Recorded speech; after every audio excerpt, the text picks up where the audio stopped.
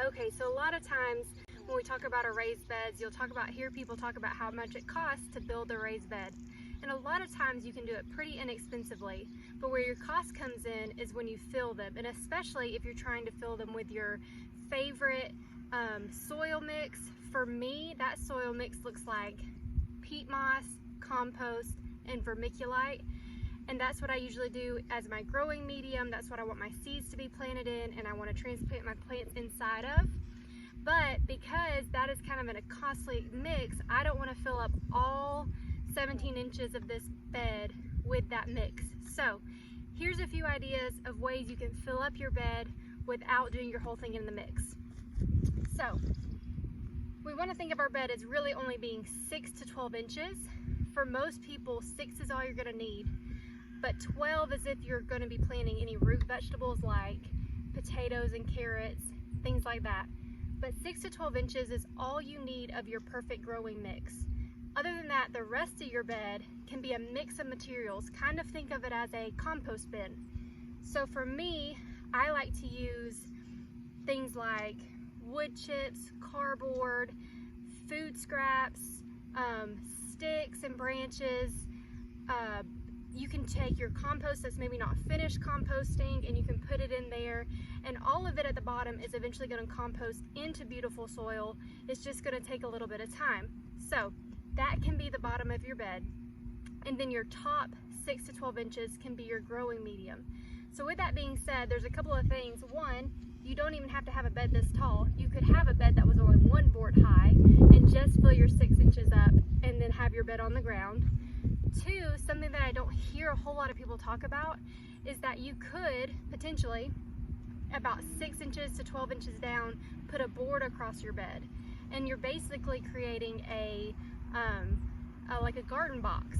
So you have the visual of this tall bed on the outside, but really on the inside you have a board, and then all you do is your 6 to 12 inches you fill with your raised bed mix. And like I said, you can use the mix like I use, or you could use, if you buy bagged raised bed gardening mix, that's totally fine. But you really only need that 6 to 12 inches. So potentially, like I said, you could lay a board down, and then that be the board to the top be what you fill with your growing medium. The only thing with that is that, one, you don't get the benefits of all of that at the bottom decomposing over time, and two,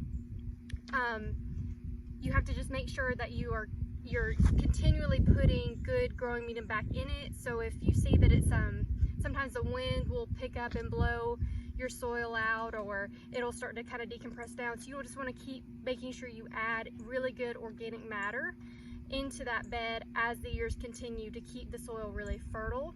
And two, if you do that, you might end up needing to water a little more. It may be a little drier than when you have all that at the bottom that's kind of retaining moisture. So those are some options. I'm going to bring you guys over here, let y'all see. I've already started filling this one up a little bit, and we'll go through what I'm using and how that layering looks. Here we are over at the raised bed. As you can see here, I've already started adding some of my materials in, so we'll go through what those are. If you can see here, I have some cardboard that I've laid at the bottom. Underneath it is wood chips. This whole area is wood chips already. But then I added some cardboard. I added, this was just like a plant that over the winter it had died.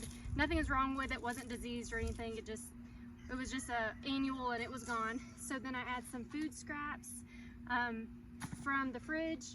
I added, this is wood chips that were in my chicken pen, so they're not completely composted, but the chickens have been working on them, and I put food scraps in there, and that's kind of like my my compost area that I don't really pay a lot of attention to. The chickens take care of it. So that is what's on this side. I'll add more of this in. I'm gonna add grass clippings. I have bags of leaves that I collected over the fall. The leaves will go in there. Like I said, you can add sticks and things of that nature. Some people use logs. You just want to make sure that the thickest material, the ones that are going to take the longest to decompose, put those at the bottom, because you want the things closest to the top to your soil to be the ones that will quickly decompose. So for instance, like the wood chips, that'll decompose pretty quickly, and some of the food scraps, all that'll go pretty fast. So I'll layer it up towards the top right under my 6 to 12 inches of soil medium that I'll use. So just remember that, your thicker stuff at the bottom, and then layer it. Think of it like a compost bin. Eventually it will all compost down and you'll have this huge bed of rich soil that will just feed your plants over time. So that's how I'm layering my beds up. Like I said, if you're thinking I have no time or resources, I'm lucky. I've been working on the compost and the leaves and stuff knowing that this was something I was going to do. But if you're not in that position and you're just needing the raised beds now, like I said, you can build a shorter raised bed. All you need is 6 to 12 inches, or you could even put a board down 6 to 12 inches down and just put your soil medium there. And like I said, the rest of it will be an empty space, but no one will ever know.